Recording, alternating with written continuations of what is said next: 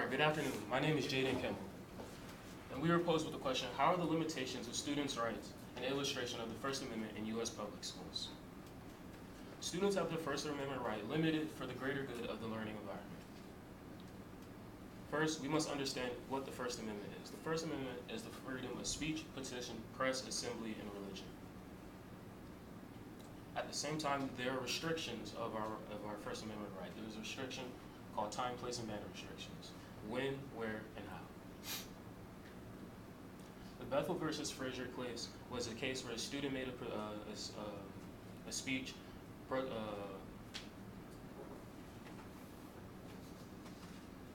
advocating for another student for a student government position. But the speech contained many sexual innuendos which are then inappropriate for school. Students are allowed to we are allowed to express ourselves in school as long as the learning environment is maintained.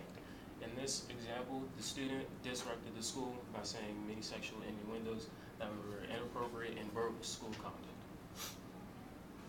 The Tinker versus Des Moines case was in a case where students wore black armbands in school to protest the Vietnam War. The students were then suspended from the school, and they, knowing their First Amendment right, they came and brought the situation to court.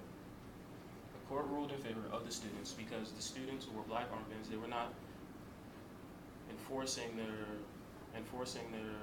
belief onto another student. They were very peaceful about it. They only wore black armbands. They didn't disrupt any classrooms, nothing like that. The Westside versus Meridian's case was where a student wanted to create a Christian club after school. It would be the same as every other club in the school. But the student asked a teacher, which was then the principal, if this would be possible. The principal said, no, unfortunately that's not possible because it is a religious thing. Nobody can tell you you can't practice your religion at school. As long as you do it, and you're not enforcing it and putting it on somebody else, as long as you are respectful about it and it's your thing and your thing only. My solution to this is that students and teachers should be educated about the First Amendment and what you can't do with the First Amendment and what you can do with the First Amendment. All these cases where one side did not know what the First Amendment was and to what extent the First Amendment fell to. So we need to educate our students, our teachers, our administrators on what the First Amendment is. Thank you. What questions do you have?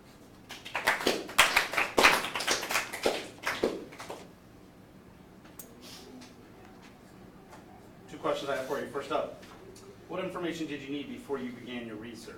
I needed to know what the First Amendment was and examples of how students had their First Amendment right limited and how they used their First Amendment inappropriately. All right, next question. What advice would you have for other researchers who consider this topic? I would say find cases from every aspect of the First Amendment, whether it's religion, petition, assembly, and speech. Find every aspect of the First Amendment. You're done, Brother Breen.